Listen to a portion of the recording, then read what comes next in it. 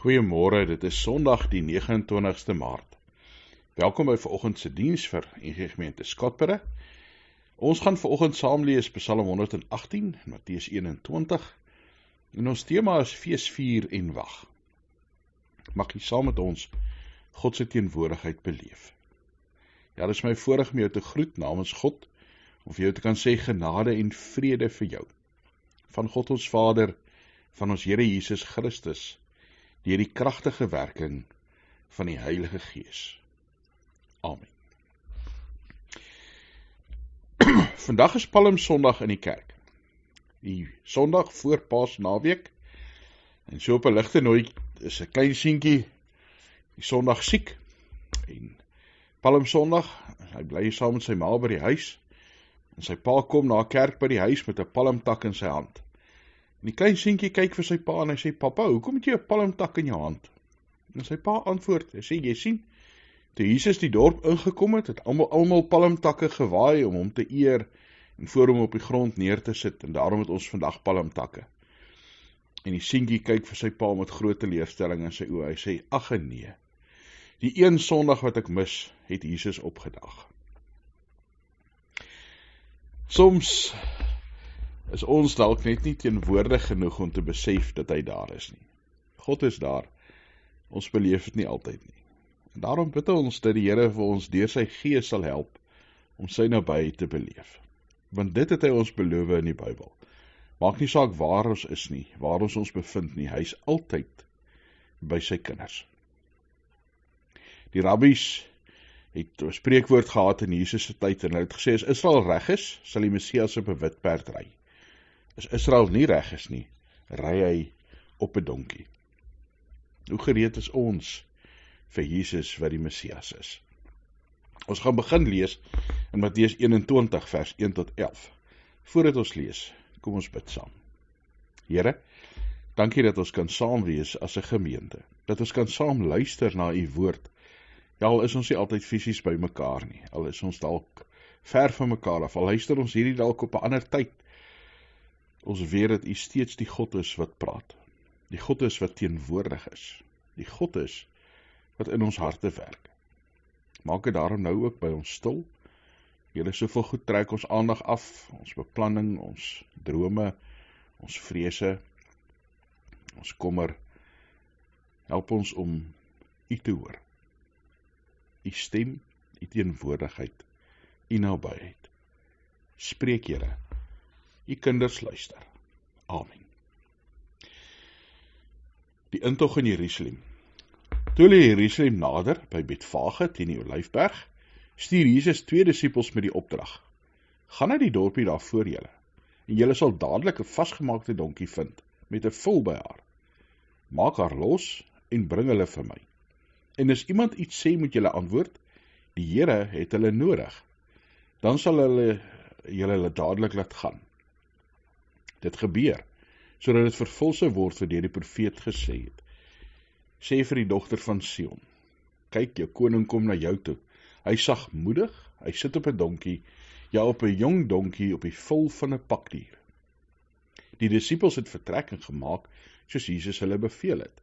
Hulle het die donkie en die vul geneem, boklere op hulle neergesit, en hy daarop gaan sit.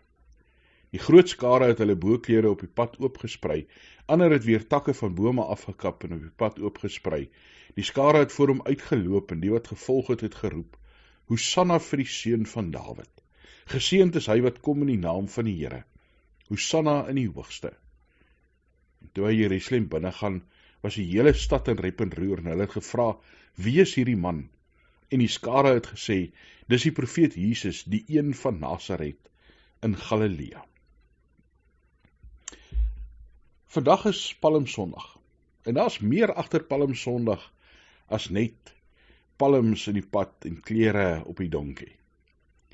Die pad, die dag wat Jesus kies, die poort waar hy inry, is belangrik en het spesifieke betekenis. Vandag, Palmsondag, was die Sondag wat die Jode die lammers uitgekies het, wat hulle vir Paasfees sou geslag het. Eksodus 12 vers 3 en 6 word gesê dat hulle moet vlekkelose lammetjies, lamme sonder gebrek, 'n lammetjie wat perfek is, eintlik net die beste vir die Here, En dis wat hulle geslag het die Paasfees. Maar die keuse is gemaak op die Sondag. Die dag wat die Jode kies, die lammetjies wat hulle die Vrydag gaan slag vir die Paasfees, is die dag waarop God vir Jesus, sy seun, by Jerusalem instuur. Waar hy as ter ware sê, maar ek het hier Jesus gekies as my lam, die volmaakte. Daarom is Jesus se aankoms in Jerusalem 4 dae voor die Paasfees nie toevallig nie. Dis so gekies. Op die 10de dag, die dag Nisan, wat ons Palmsondag noem, 4 dae voor Paasfees, is die lam gekies sonder gebrek om geslag te word. En dan is daar 2 poorte waar Jesus kon inry in Jerusalem. Die Goue Poort of die Skaappoort. En waarskynlik het Jesus by die Skaappoort ingery op die donkie. Op daardie Sondag is die lammetjies wat geslag moet word, in Bethlehem groot gemaak is, by hierdie poort ingejaag, om in die stad te wees vir die Paasfees. Honderde duisende pelgrims het op die stad toegesak, klomp Jode was daar om Paasfees te vier, en dan ry Jesus by dieselfde poort waar die skaap ingaan, die lammetjies ingaan, op 'n donkie in. Op 'n manier kom God baie duidelik sê, maar dit is my seun, my lam wat ek offer vir julle sondes. En, hoe reageer die mense wanneer hulle Jesus dan sien? Hulle gooi hulle klere op die grond. Want waarskynlik was die pad vuil, en dalk nou nog van die lammers wat daar deur gestap het, nog baie vuiler. So, die mense gooi takke op die pad, klere op die pad, dat die pad vir die koning, dat die pad vir die profeet, dat die pad vir die Messias, dat die pad vir Jesus skoon sal wees. Ja, in Openbaring 4 herhaal hierdie prentjie, as almal die lam van God prys. Ja, Palmsondag, vandag is die dag waarop Jesus homself kom aanbied, as die ware paaslam. Is hy die een wat vir ons kom sê, maar hy is ons God, hy is die een wat in ons plek kom sterf. Baie jare later het die laaste Duitse keiser Duitsland Jerusalem besoek, koning Willem II. En sy koets was so groot dat hy nie kon ingaan by die stad nie. Hulle moes die ou hek groter maak vir sy oorgroot koets wat daar moes ingaan. En dan vertel die legendetjie wat gesê word na keiser Willem daarin is, dat iemand 'n groot teken buite die poort opgesit het, wat gesê het, 'n beter mens as Willem het deur hierdie hek gegaan, en hy het op 'n donkie gery. Soos voorspel deur die profete, die koning van die konings het op 'n donkie gery. Nie gevra dat die poort groter gemaak word nie, maar die een wat geëer word, omdat hy God is, omdat hy Jesus is. En dan is dit 'n besonder dat Jesus ry op 'n donkie. Jesus gee die opdrag vir die disippels, gaan stap in die stad in, julle sal 'n donkie sien, wat saam met sy ma daar vasgemaak is, en hulle kry die donkie daar. En ons sal nou vreeslik skeef gekyk het as iemand sommer net jou kar vat, of jou fiets vat, en wanneer hulle vir die disippels vra, hoekom vat julle die donkie? En dan sê hy, maar ons Here het meester het hom nodig, en hulle laat gaan hom, wat op sy eie eintlik baie vreemd is. Sagaria 9 vers 9 sê Sagaria, dat die Messias op 'n donkie sou ry. Interessant, 'n paar ander konings in Israel het ook op donkies gery. Selfs Dawid, in 2 Samuel 15 vers 30, omdat dit 'n tyd was van vrede. Salomo, 1 Konings 1 vers 38, het ook op 'n donkie Jerusalem ingery. Konings wat kom oorlog maak, sou op 'n perd gery het. 'n Perd wat vinnig is, wat krag het. Wanneer dit goed gaan en daar vrede is, ry die koning op 'n donkie, wat rustig en stadig is. Jesus is die koning van ons. Hy is ons Messias, 'n lam, wat op 'n volmaakte donkie die stad binne ry. Wat uiteindelik die een is wat gekruisig word, wat geslag word in ons plek. Die een wat gekom het om ons lewens permanent te kom verander. Ja, daardie takke en die klere wat op die strate lê om die mis van die lammetjies te bedek. Jesus het gekom om alles wat fout is in die wêreld te kom heel maak. om vir ons ook met die wederkoms, met die herskepping, met die volmaak word van die skepping, vrede en hoop en lewe te bring. Jesus se versoek aan die disippels bring vir my die vul van 'n donkie, en minder as 'n week later word hy gekruisig op Golgotha. En tog het die donkie vir Jesus gedra, een waarop niemand nog nooit voorheen gery het nie. Nie een van die evangelies beskryf dat hierdie donkie Jesus probeer afgooi het nie. Dalk het hy geweet wie op hom ry, dat dit is hoekom hy groot geword het, hoekom hy hier was. Ons gaan Psalm 118 nou ook lees, vers 1 en 2 en 19 tot 29. Prys die Here, want hy is goed, ja, vir ewig duur sy troue liefde. Laat Israel sê, vir ewig duur sy troue liefde. Maak vir my die poorte na geregtigheid oop, want ek wil daardeur ingaan. Ek wil die Here prys. Dit is die poort na die Here, regverdig is, mag daardeur ingaan. Vers 21. Ek wil U prys omdat U my antwoord, en my te hulp gekom het. Die klip wat die bouers afgekeer het, ja, dit het die hoeksteen geword. Van die Here het dit gekom. Dit is 'n wonder in ons oë. Dis die dag wat die Here gemaak het. Laat ons juig en laat ons hom verheug. Ag Here, verlos ons tog. Ag Here, gee ons tog voorspoed. Geseënd is hy wat kom in die naam van die Here. Ons seën julle uit die huis van die Here. Die Here is God. Hy het vir ons 'n lig laat skyn, voer met gevlegte takke die kringdans uit tot by die horings van die altaar. U is my God en ek prys U. My God en ek wil U verheerlik. Prys die Here want hy is goed. Ja, vir ewig duur sy troue liefde. Psalm 118 is Martin Luther se geliefkoeste psalm. C.S. Lewis het die uitdrukking gehad, hy het gesê, joy is the serious business of heaven. We are the joyful people making a joyful noise. Psalm 118 is 'n psalm van blydskap en vreugde en oorvloed. Wat is dit wat op jou gesig is elke dag? Blydskap? Of is jy maar knorrig en suur? Word vertel dat 'n Hindu handelaar op 'n keer van 'n sendeling gevra het, wat sit jy op jou gesig laat dit so skyn? En die sendeling was verras en sê, nee, niks. En die Hindu handelaar sê ongeduldig vir hom, natuurlik sit jy iets op, want almal van julle Christene lyk of julle iets opsit. Ek het dit al gesien in al die dorpe, in Agra en Surat, ja, selfs in die stad Mumbai. Skielik het die sendeling verstaan wat die man sê. En hy het gesê, nou weet ek wat jy bedoel. Ek sal jou die geheim vertel. Dis nie iets wat ons buitekant opsit op ons gesigte nie, dis iets wat van binne afkom. Dis die refleksie van Jesus se lig in ons lewens. Daarom is Christene se lewens van blydskap, lewens van lof, lewens van vrede, ja, soos die Nuwe Testament sê, wat alle verstand te bowe gaan. Ons waai nie net een keer 'n jaar palmtakke nie. Ons is nie net een keer 'n jaar bly en opgewonde nie.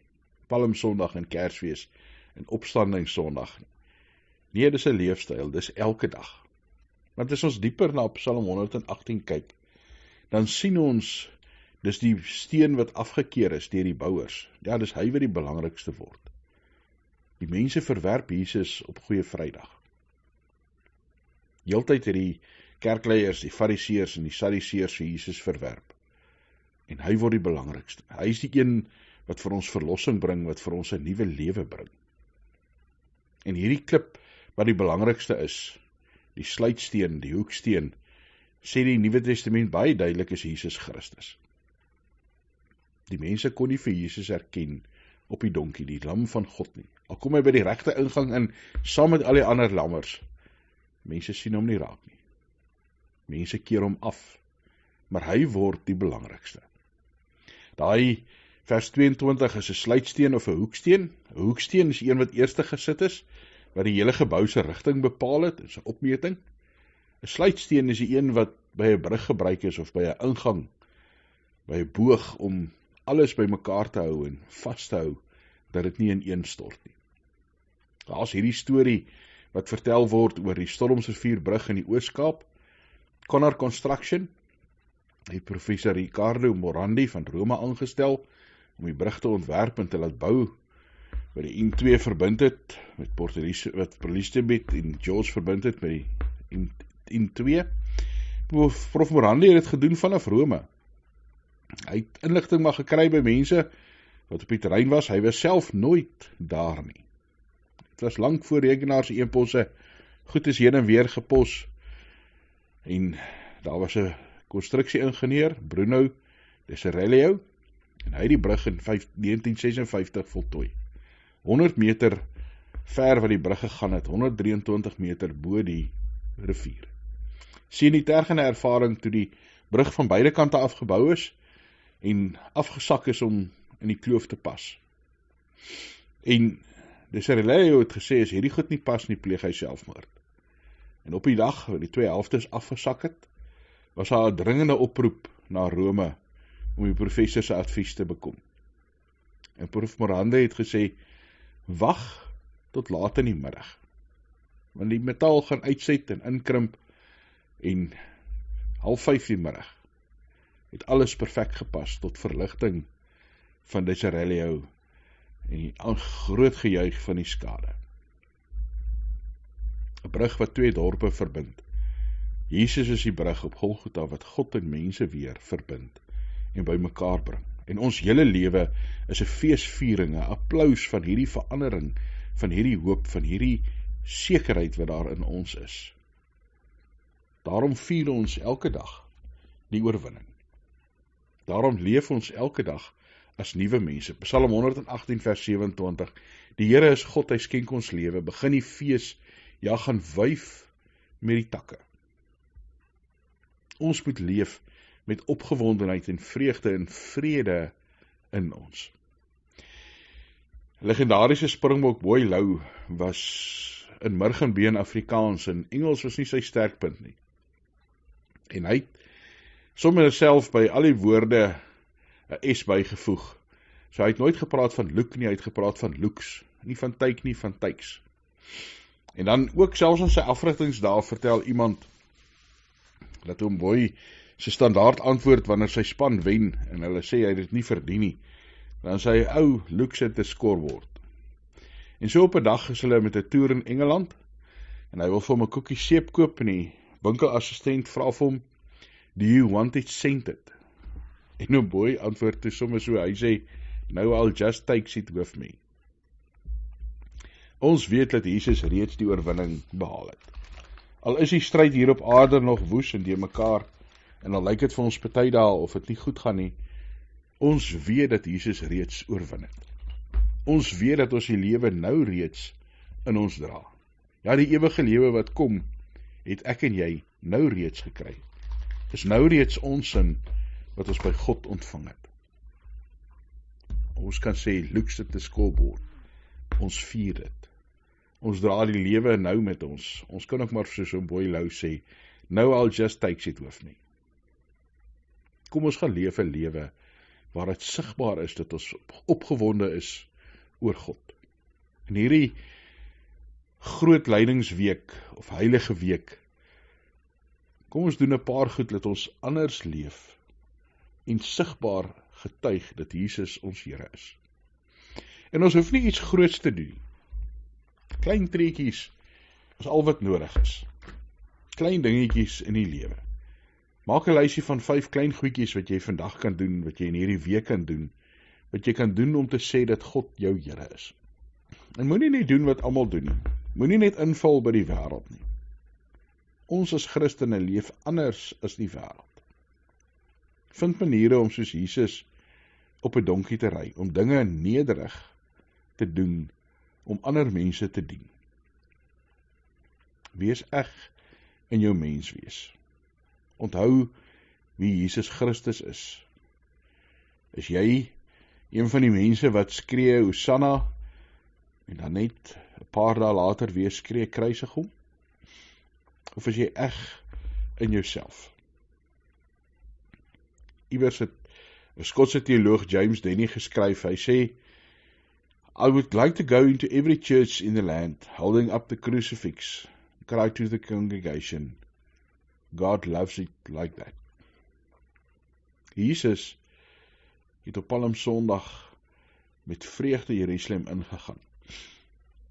Op Goeie Vrydag het hy met gehoorsaamheid vir ons in die kruis gesterf en met liefde. Op opstandingssondag, Paaszondag, het hy opgestaan en vir ons kom lewe gee. Kom ons gaan wys vir die wêreld. Hoe lyk God se liefde? Here, dankie dat ons in u liefde kan leef. Dankie dat ons u krag kan ervaar. Mag ons vandag op Palmsondag onthou dat Jesus God is. Dat u ons Here is, die lam is wat vir ons geslag is, wat opgestaan het uit die dood en vir ons 'n ewige lewe bewerk het. Ja, Here, verlossing, hoop, vreugde. En mag dit kenmerkend wees van ons lewens. Mag ons anders leef as die wêreld, nederig. Ja, soos mense wat op donkies ry. Ons is so lief vir perde en vir groot koetse en groot karre.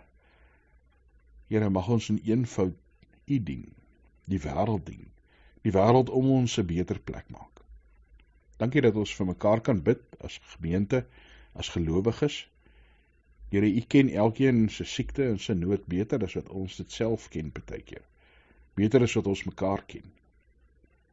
Daarom bid ons dat u sal genees waar daar siekte is. Dat u sal hoop gee waar daar wanhoop is. Dat u sal vrede gee waar daar onrustigheid is. Here, waar daar in die wêreld oorlog is, tekort aan olie en die ekonomie van soveel lande sleg is. Here, hoeveel ons soveel vrees het oor wat môre inhou. Laat ons onthou dat u ons hoop en ons krag is. Geef ons wysheid, insig oor hoe om die uitdagings van die lewe te hanteer. Ja, Here, bring vrede, ook deur ons wat u getuies is, na ander. In Jesus Christus se naam. Amen. Mag die genade van God ons Vader, ja, die liefde van ons Here Jesus Christus en die krag van die Heilige Gees by elkeen wees. Amen.